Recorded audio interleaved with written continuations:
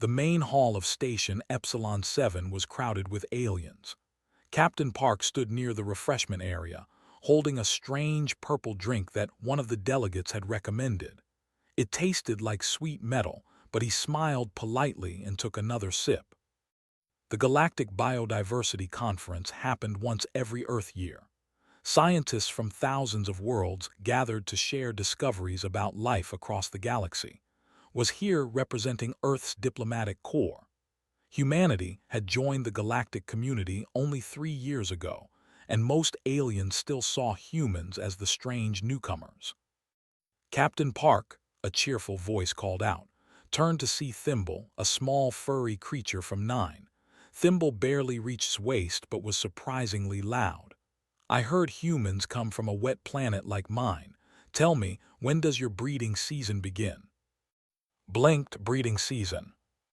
Yes, yes, Thimble's ears wiggled with excitement. On we breed during the rain months. The water awakens our biological drives. Very romantic, very wet. When do humans breed? Oh, said, understanding now.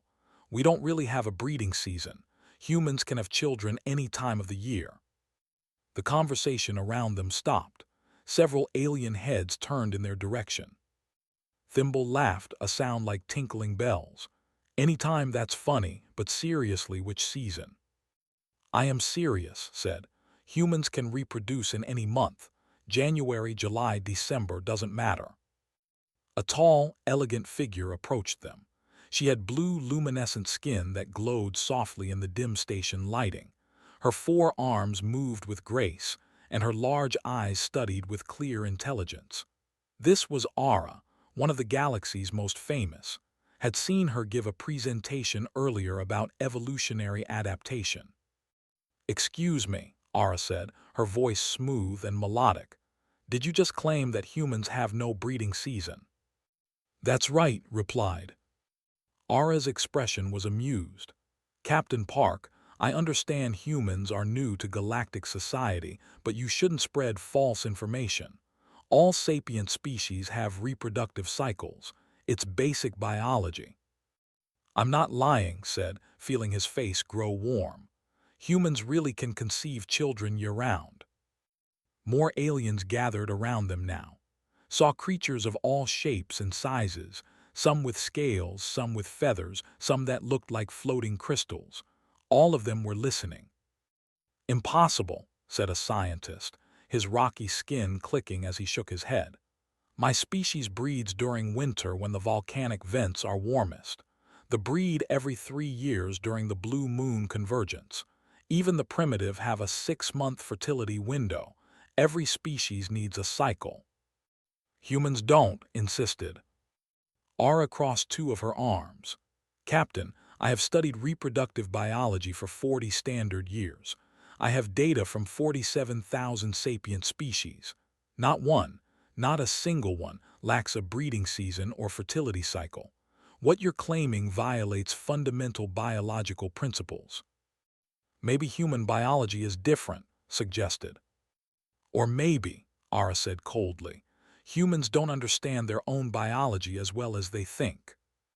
Laughter rippled through the crowd, felt his temper rising. He wasn't a scientist, but he knew basic facts about his own species. We understand perfectly well, he said. Human women can get pregnant in any month. Human men can father children at any time. We have bobbies born in every season. This isn't complicated. Then explain the evolutionary advantage, Aura challenged.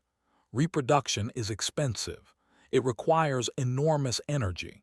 Every species times reproduction with environmental conditions, food availability, weather, safety. Why would any species waste energy on continuous fertility? Opened his mouth and closed it again. He didn't have a good answer for that. You see, Aura said triumphantly, you're making claims you can't support. Perhaps in human culture exaggeration is acceptable, but in galactic science we value truth. The other aliens murmured agreement, felt his face burning now. The scientist was making him look like a fool, or worse, a liar. I'm telling the truth, he said quietly. Then prove it, Aura said. Her bioluminescent skin flickered brighter, a sign of emotion in her species.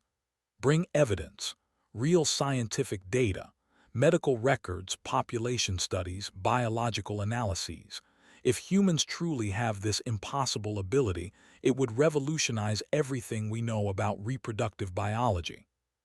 And if I'm right, asked, then I will personally apologize before this entire assembly, Ara said. I will publish a paper acknowledging this discovery and praising human biology. It would be the most important finding of my career. And if you're right, asked. Ara's eyes narrowed. Then humanity should be censured for spreading misinformation. The Galactic Council takes scientific integrity seriously.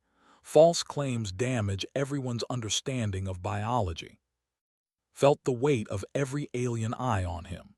This had escalated far beyond a casual conversation. His next words could affect Earth's reputation in the galactic community. I'll get you proof, he said. Real evidence. But when I do, you'll see that I was telling the truth all along. I look forward to it, Ara said. She didn't sound worried. The crowd began to disperse, aliens returning to their conversations and drinks, but caught them glancing at him, whispering to each other. By tomorrow, everyone at the conference would have heard about the human who claimed his species could breed whenever they wanted. Thimble patted its leg sympathetically. Don't feel bad, Captain. We all make mistakes about our own biology sometimes. I didn't make a mistake, muttered. He left the main hall and went straight to the human quarters. His fingers moved quickly over his communication device, sending an urgent message back to Earth. He needed help, scientific help. The response came within hours. Doctor, one of Earth's leading reproductive biologists, would arrive at Station Epsilon 7 in 3 days. She was bringing comprehensive documentation about human reproductive biology. Looked out the station window at the stars. Somewhere out there was Earth, his home world. A planet full of humans who had children in spring, summer, autumn, and winter without thinking twice about it. The galaxy thought humans were liars or fools, intended to prove them wrong. He just hoped evidence would be enough to convince them. Ara was brilliant, proud, and certain she was right. Changing her mind wouldn't be easy. But then again, thought with a slight smile, humans had a talent for surprising the galaxy. Maybe it was time for another surprise. Doctor arrived at Station Epsilon 7 carrying 3 data storage devices and a very serious expression. She was a small woman with sharp eyes and hair pulled back in a tight bun. When she met at the docking bay, her first words were, "Tell me you didn't start a diplomatic incident over basic human reproduction." "I just told the truth," said defensively. "The truth that nobody believes," replied. She looked tired from the journey but alert. "Captain Park, I've spent the last 3 days reviewing every piece of evidence I could find. Birth records, medical studies, anthropological data, hormone analysis. I have everything we need." "Will it be enough?" Smiled slightly. "It should be, but I'm not underestimating Ara. Her reputation is legendary. She won't admit she's wrong easily." The presentation was scheduled for the next morning in Conference Hall 7. When it arrived, they found the hall packed. Word had spread throughout the station about the debate. Aliens filled every seat and more crowded in the doorways. Ara sat at the front with 5 other scientists, her panel of experts. Each one was a respected biologist from a different species. They looked skeptical. "Doctor," Ara said politely, standing to greet her. "Welcome. I've read some of your published work. Your research on primate social structures was quite interesting." "Thank you," said. "I've read your papers too. Your work on genetic adaptation is brilliant." They shook hands, or rather shook one of Ara's 4 hands. The gesture was respectful but tense. "Shall we begin?" Ara gestured to the podium. Activated her presentation. Holographic displays filled the air above them, showing graphs and charts and medical diagrams. "Human females," began. release eggs approximately once every 28 days. This cycle continues year-round from puberty until menopause. There is no seasonal variation. She showed data from millions of human women across Earth. The patterns were clear and consistent. Human males produce reproductive cells continuously. There are no cycles, no seasons, no fertility windows. Production begins at puberty and continues throughout life. More data appeared: medical studies, hormone levels, cellular analysis. As a result, continued, humans can and do conceive children in every month of the calendar year. I have birth statistics from the past 500 years across multiple continents. Children are born in January, February, March, April. Every single month shows similar numbers. The audience murmured. Some aliens leaned forward, studying the data closely. Others shook their heads in disbelief. One of the panel members, unnamed, spoke up. "Doctor, this data could be fabricated. How do we know these are real medical records?" "They're authenticated by Earth's Medical Council and the United Nations Archive," replied calmly. "I can provide verification codes. You can contact Earth authorities directly to confirm." Another panel member and clicked her mandibles thoughtfully. "Let's assume the data is real. Perhaps humans simply don't recognize their own cycle. Maybe your species has a subtle seasonal variation that your culture hasn't identified." "We considered that," said. She displayed a new set of graphs. "These show human birth rates by month over 200 years. If there were a hidden cycle, we would see peaks and valleys. Instead, the distribution is remarkably even. Some months vary by a few percentage points, but there's no consistent pattern." Ara stood up. "Doctor, I don't question your data collection methods, but I question your interpretation. You're asking us to believe something that contradicts 40,000 years of biological science. Every sapient species has reproductive cycles. It's how evolution works." "Maybe evolution works differently for humans," suggested. "Evolution follows universal principles," Ara said firmly. "Reproduction requires energy. Pregnancy requires enormous resources. Timing reproduction with environmental factors increases survival. This is basic evolutionary logic." "Then explain the evidence," challenged. "Perhaps humans are so primitive that they haven't evolved proper reproductive timing yet," Ara said. The room went quiet. Felt anger flare in his chest. That was an insult to Earth's entire species. His face remained calm, but her voice turned cold. "Primitive. Humans went from basic tools to in 10,000 years. We decoded our own genetic structure before leaving our home planet. We built a global civilization that survived multiple near extinctions. That's not primitive, that's adaptive." "Adaptive, yes," Ara conceded, "but this claim about reproduction is too extreme." "Why?" demanded.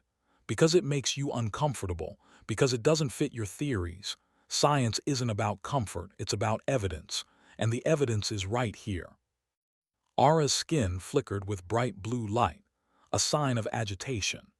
"You're asking me to reject 40,000 years of established biological understanding based on data from one species that joined the galactic community 3 years ago." "I'm asking you to look at the evidence objectively," shot back. "Isn't that what scientists do?" For a long moment, the two women stared at each other. The tension in the room was thick enough to cut. Finally, they spoke. "Doctor makes a fair point. The evidence should be evaluated on its own merits. But Dr. Ara is also correct that this claim requires extraordinary proof." "What would convince you?" asked from his seat. The panel members looked at each other. "Observation," the scientist said. "Send researchers to Earth. Let them observe human populations directly across a full planetary year.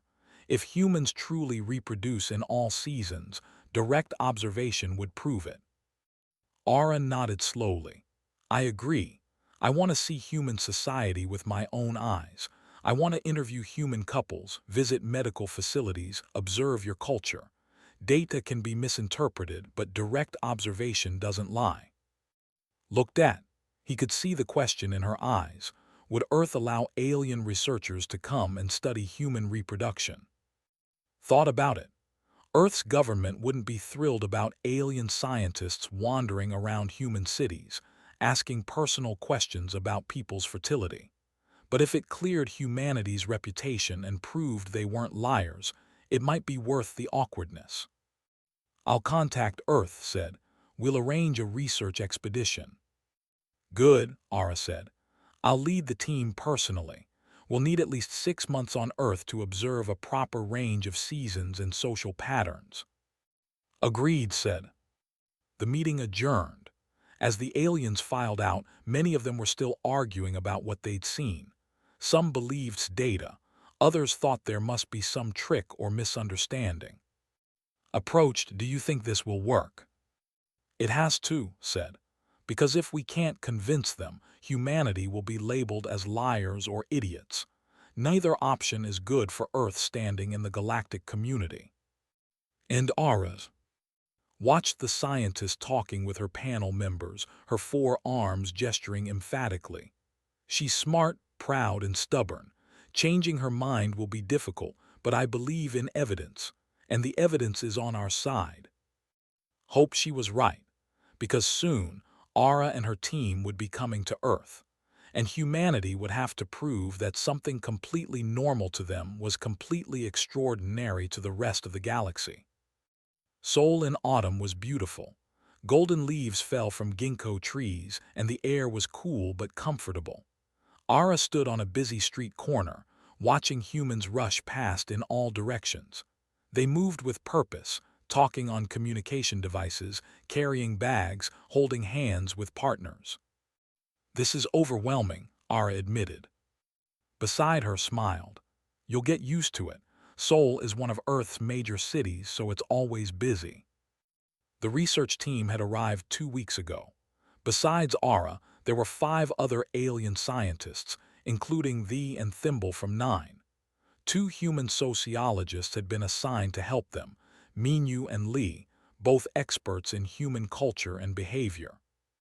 Minyu was currently trying to explain autumn to the confused aliens. It's a season between summer and winter. The leaves change color because of temperature and sunlight changes. And humans reproduce during the season, asked. Humans reproduce during every season, Minyu said patiently. That's the whole point. They had spent the first week reviewing medical records, had arranged access to several hospitals and fertility clinics. The aliens had seen pregnancy appointments scheduled throughout the year, birth records showing babies born in October, November, December. But Ara remained skeptical. Records can be misleading, she insisted. I want to talk to actual humans. So today, they were doing field research, had arranged interviews with several couples who had agreed to answer questions about reproduction. The first couple was waiting at a nearby. And Sara were newlyweds, married just 11 months ago. They sat across from the research team, looking slightly nervous but willing to help. So Ara began, when did you get married? Last December, said, December 23rd. And you conceived a child in January? Ara asked, checking her notes. That's right, Sora said, patting her pregnant belly. We found out in February. The baby is due in October. Ara's skin flickered with confusion. But December is winter in this region. How did you feel breeding instincts during the cold season? And Sora looked at each other, puzzled. Breeding instincts, Sora repeated. The biological drive to reproduce, Ara explained. The hormonal changes that occur during mating season. We just wanted to have a baby, said. We got married, we decided to start a family. There was no special season for it. But you got married in winter, Ara pressed. Why not wait for spring or summer? December is a popular month for weddings, Sara explained. It's romantic. Plus, we wanted to get married before the new year. Thimble piped up from his seat. And you became pregnant immediately after marriage. That's very efficient. Actually, it took about 6 weeks, Sora said. Some couples take longer. My sister tried for 2 years before getting pregnant. 2 years of continuous fertility, rumbled. That must be exhausting. It's just, Normal said, looking confused by the questions. After and Sora left, the team interviewed 4 more couples and had 3 children born in April, August, and November, and were expecting twins conceived in July. Every couple told the same story. They decided to have children whenever they felt ready, regardless of the season. By evening, Ara looked troubled. They stood on a bridge overlooking the Han River, watching the sunset paint the sky orange and purple. I don't understand, she said quietly. Those couples weren't lying. They genuinely believe they can reproduce any time. Because they can, said gently. But it makes no evolutionary sense. Ara's frustration was clear.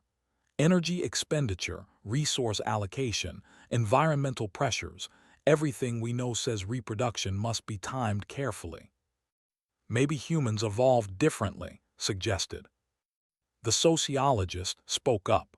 I've been thinking about this.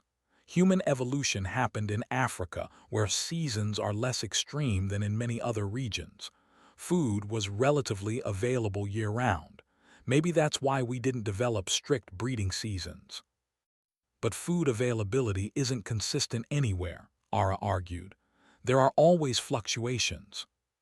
True, said, but humans adapted by becoming omnivores who could eat almost anything.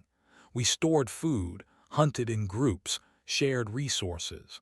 Our social structures made survival less dependent on perfect seasonal timing. Minu added, plus, human babies take years to mature.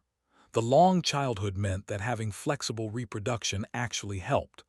Parents could space out children, older siblings could help raise younger ones, and communities could support families year-round. Ara was quiet, processing this information. Over the next few weeks, the research continued. The alien team observed human society closely.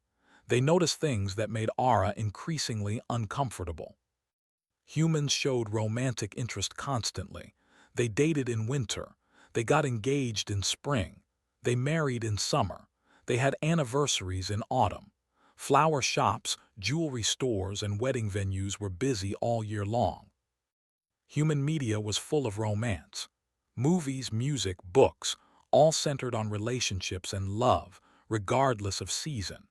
The aliens watched a human television show where a couple got together in June and another couple in the same show got together in December. No one in the show mentioned breeding seasons or fertility cycles. Your entire culture is built around continuous pair bonding, Ara observed one day. I suppose it is, agreed. They were at a traditional Korean festival celebrating the autumn harvest.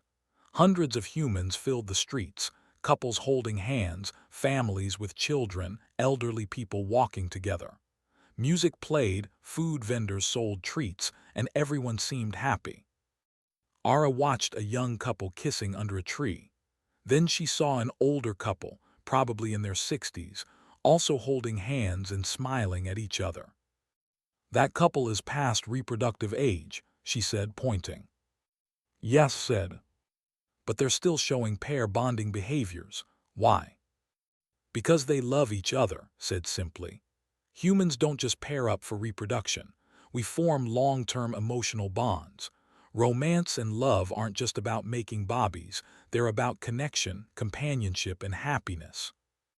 Ara felt something strange in her chest, a flutter she'd never experienced before.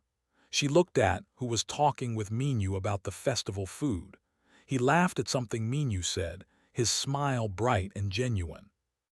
The flutter happened again. Ara's internal systems immediately ran a diagnostic check. Her breeding cycle was still 16 months away. There was no biological reason for her to feel any attraction to anyone right now, but the feeling persisted. She looked away from disturbed. Are you okay? Asked, noticing her expression. I'm fine, Ara said quickly, just thinking about the data. But she wasn't fine. Something was happening to her, something her biology said was impossible. She was experiencing feelings that shouldn't exist outside her species' breeding season. Was this what humans felt all the time? This constant awareness of others, this pull toward connection. That night back at their hotel, Ara couldn't sleep. She reviewed the evidence again and again. Every piece of data pointed to the same conclusion. Humans truly could reproduce year-round. The medical evidence was solid. The testimonials were consistent. The cultural observations were undeniable. But accepting this meant accepting that everything she thought she knew about reproductive biology was incomplete. It meant admitting she'd been wrong publicly, dramatically wrong. Worse, it meant acknowledging these strange feelings she was having. If humans could feel attraction constantly, and if she was feeling something similar now, what did that mean? She thought about Smile, the way he listened carefully when others spoke, his patience with her skepticism, his gentle humor. No, she told herself firmly, this was just stress from the research, nothing more. But deep down, Ara knew she was lying to herself, and she'd never been good at lying. The Seoul National University Medical Center was busy as always, had arranged for the alien research team to observe actual medical procedures, with patient consent, of course. In one room, a fertility specialist was meeting with a couple trying to conceive. The doctor explained hormone levels, ovulation tracking, and timing. The appointment was in late November, and the couple hoped to get pregnant soon. In another room, a woman was having an ultrasound for her pregnancy. The baby had been conceived in August and was due in May. Down the hall in the maternity ward, 3 Bobbies were born that morning. Their mothers had conceived at different times, one in February, one in April, one in June. Now all 3 Bobbies arrived healthy in November. Ara watched everything carefully. The medical staff worked efficiently, treating reproduction as routine and unremarkable. No one mentioned seasons or breeding cycles. It was just another day at a hospital on Earth. After the medical observations, the research team gathered in a conference room, was the first to speak. I can't deny this any longer, the said, his rocky voice rumbling. The evidence is overwhelming. Humans truly reproduce continuously. Thimble nodded enthusiastically. It's amazing. I want to write 3 papers about this. The other alien researchers agreed. They'd all seen enough to convince them. Only Ara remained silent. Looked at her, what do you think? Ara's bioluminescent skin pulsed slowly, a sign of deep thought. The evidence is undeniable. I was wrong. Saying those words hurt more than she expected. Her entire career had been built on understanding reproductive biology. To be wrong about something so fundamental felt like a personal failure. You weren't wrong, said kindly. You just didn't have all the information. No one in the galaxy did. You can't be blamed for not knowing something that had never been documented before. But I was so certain, Ara said. I mocked Captain Park. I questioned your integrity. I was arrogant. You were skeptical, said. That's what good scientists should be. But now you've seen the evidence and you're accepting it. That's also what good scientists do. Ara managed a small smile. When did human diplomats become so wise? We've had practice dealing with stubborn scientists, teased gently.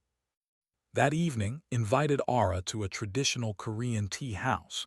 It was quiet there, away from the busy city streets. They sat on cushions at a low table, and a server brought them warm tea in delicate cups. I wanted to apologize, said. At the conference, I wasn't very diplomatic. I got defensive when you challenged me. You had nothing to apologize for, Ara replied. You were telling the truth. I was the one who refused to listen. They sipped their tea in comfortable silence for a moment. Can I ask you something, Ara said, from a purely scientific perspective? Of course. You said humans can reproduce anytime, but do you feel the urge constantly, the biological drive? Consider the question. It's not really an urge in the way you're describing, it's more complicated. Humans feel attraction, yes, but it's mixed with emotions. Love, affection, desire for connection. It's not just about reproduction, it's about bonding with another person. But how do you function? Ara asked. My species only experiences these feelings during breeding season. It's intense but limited. If humans feel this constantly, how do you focus on anything else? Laughed. We learn to manage it. Humans are good at having multiple feelings at once. You can feel attracted to someone and still concentrate on your work. You can love your partner and still care about other aspects of life. It's all balanced. That sounds exhausting. Sometimes it is, admitted. But it's also beautiful. Humans build long-term relationships based on continuous emotional connection. We don't just pair up for breeding and then separate. We stay together for years, decades, entire lifetimes. We raise children together, face problems together, grow old together. Ara felt that strange flutter in her chest again.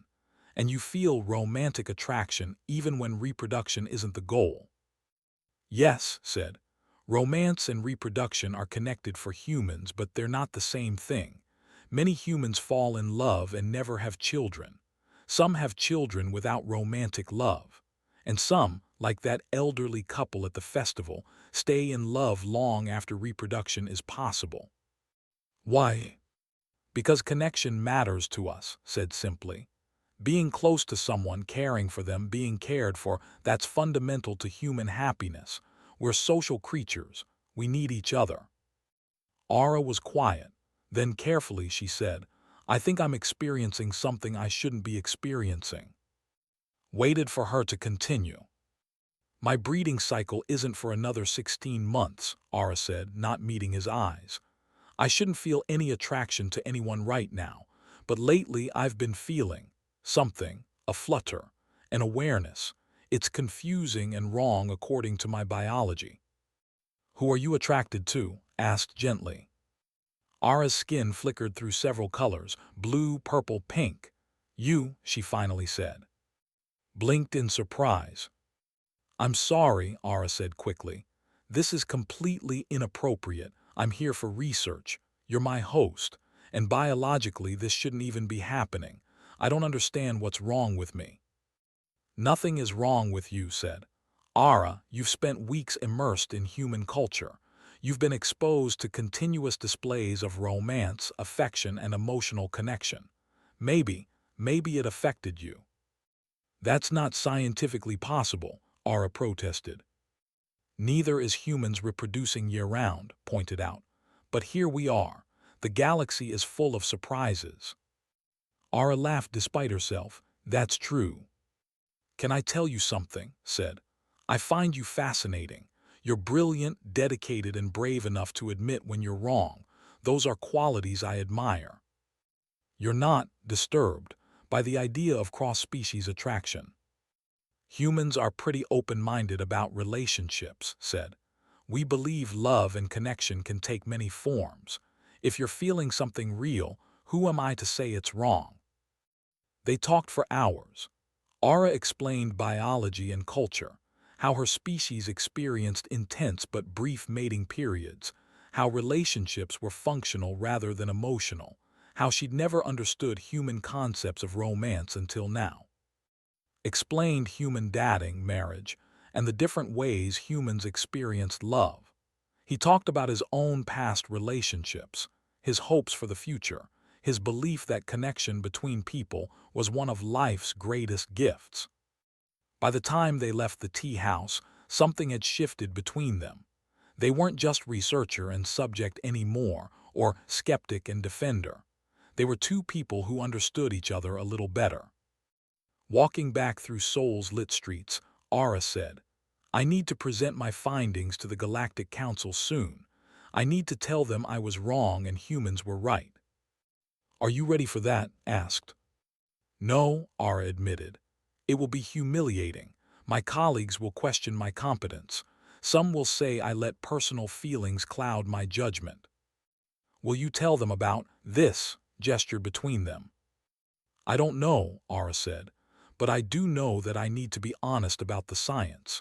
Humans have year-round reproduction. That's a fact, and it changes everything we thought we knew about sapient biology. The galaxy won't take it well. No, Ara agreed, but the truth matters more than comfort. That's what being a scientist means. They reached the hotel where the research team was staying. At the entrance, Ara turned to. Thank you, she said, for being patient with me, for showing me that being wrong doesn't mean being weak. Thank you for being willing to change your mind, replied. That takes real courage. Ara's skin glowed soft blue, a sign of happiness in her species. I should go prepare my presentation. The Galactic Council needs to hear the truth. Good luck, said. As he watched her go inside, smiled. The galaxy was about to learn something new about humanity. And maybe, just maybe, Ara had learned something new about herself too. Station Epsilon 7 was more crowded than had ever seen it.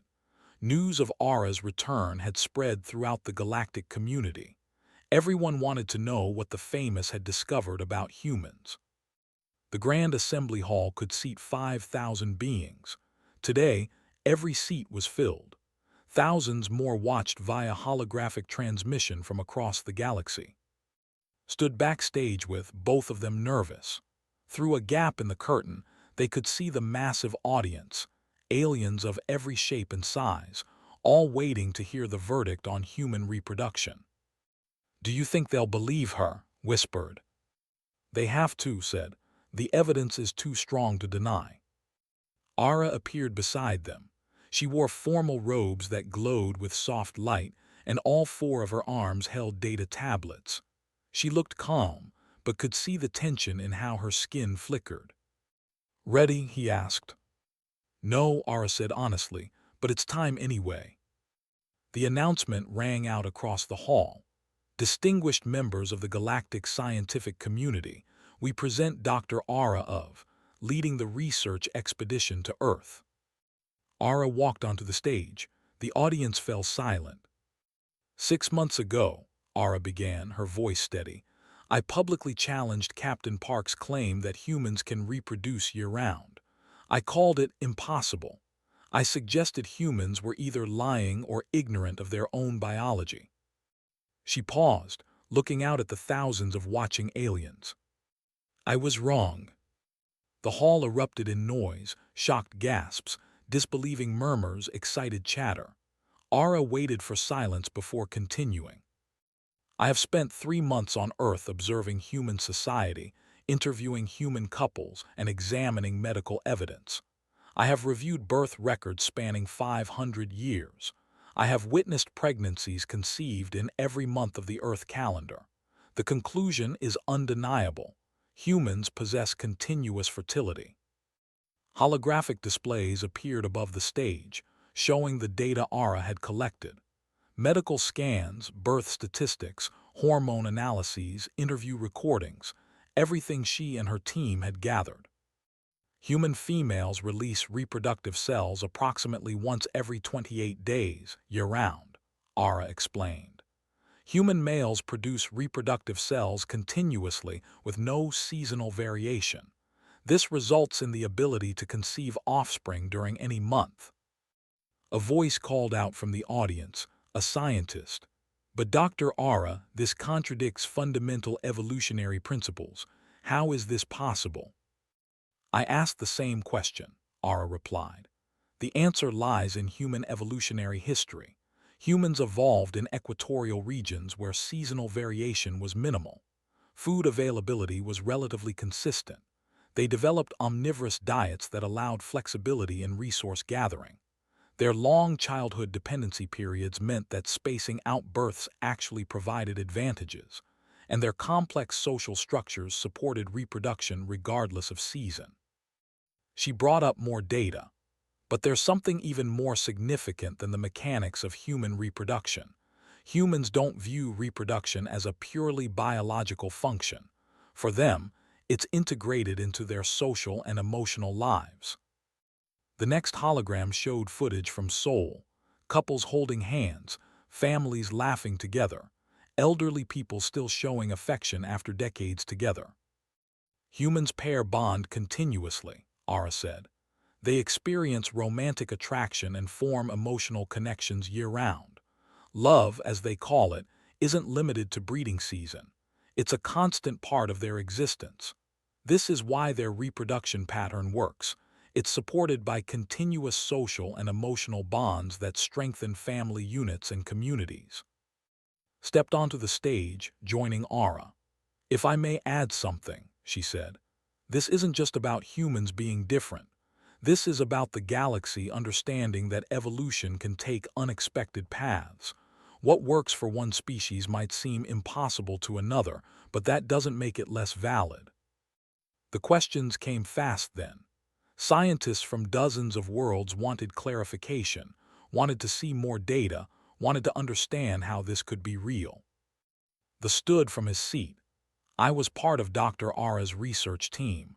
I can confirm everything she's presented. The evidence is overwhelming. Humans truly possess continuous reproductive capability." Thimble popped up, barely visible over his seat. "It's the most exciting discovery in xenobiology in 1,000 years. We need to study this more." But not everyone was convinced. A tall delegate stood, his voice harsh. "This is disturbing. Continuous reproduction means humans could expand their population without natural limits. This has dangerous implications for galactic colonization and resource competition." "That's a political concern, not a scientific one," Ara said firmly. "But I'll address it anyway. Humans regulate their reproduction through choice, not biology. They use family planning, make conscious decisions about when to have children. Just because they can reproduce anytime doesn't mean they do so constantly." An elegant scientist spoke up, her voice thoughtful. "Dr. Ara, you mentioned that humans experience continuous emotional bonding. Could you elaborate on that?" Ara hesitated for just a moment. Watching from backstage, saw something cross her face: vulnerability. "Human pair bonding is complex," Ara said carefully. "It's not just about reproduction. It's about companionship, emotional support, shared experiences, and what humans call love. They form these bonds and maintain them for years, even decades. Romance isn't seasonal for them. It's a continuous thread throughout their lives." "And you observed this directly?" they asked. "Yes," Ara said. "I observed it extensively. I also experienced something unexpected during my research." The hall went quiet. This wasn't part of the planned presentation. "I began experiencing attraction outside my breeding cycle," Ara continued. "This should be biologically impossible for an. But after immersion in human culture, after constant exposure to their displays of affection and emotional connection, something changed in me. I believe that the human approach to relationships may have influenced my neurological responses." The implications of that statement rippled through the audience. If humans could affect other species' emotional patterns just through cultural exposure, what did that mean? Ara looked directly at her, skin glowing bright blue. "Humans have taught me that connection matters, that admitting you're wrong is strength, not weakness. That science requires openness to new truths, even when they challenge everything you thought you knew." She turned back to the assembly. "I officially recognize humanity's unique reproductive biology. I apologize to Captain Park and to humanity for my initial dismissal of their claims. And I call on the galactic scientific community to expand our understanding of evolutionary possibilities. Clearly, we have much to learn." The assembly voted. It wasn't unanimous. Some delegates remained skeptical, others uncomfortable with the implications. But the majority accepted Ara's findings.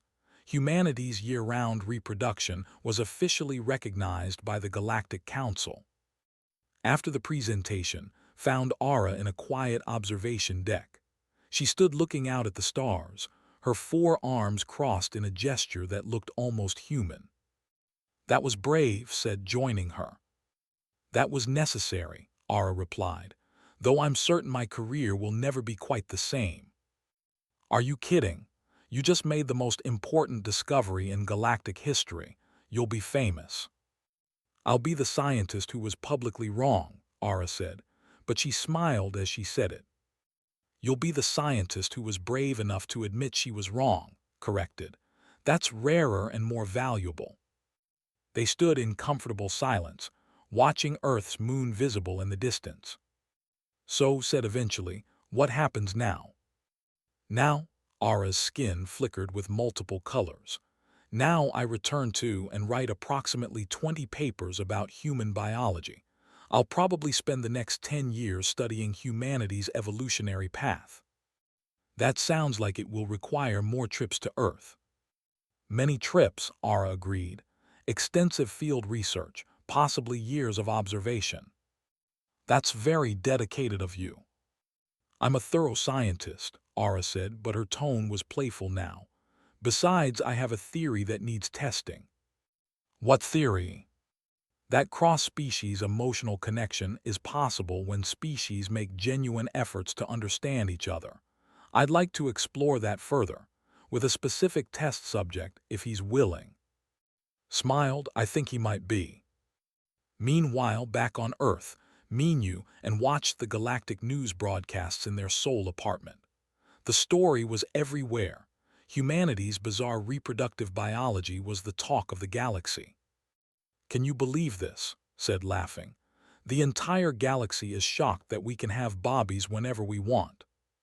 "Wait until they find out about our endurance running," Minu said, "or our ability to throw things accurately, or how we can eat almost anything without dying.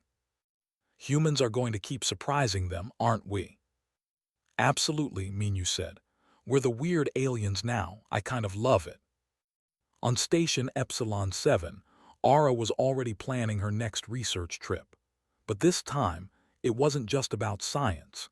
It was about understanding a species that had changed everything she thought she knew about biology, evolution, and connection. And maybe, just maybe, it was about understanding herself too. Joined her at the viewport and she reached out with one of her 4 hands. He took it gently. Around them, the stars shone bright, thousands of worlds, thousands of species, and now one more mystery solved. Humans could reproduce year-round. It was strange, it was unusual, and it was absolutely true. The galaxy would just have to accept it.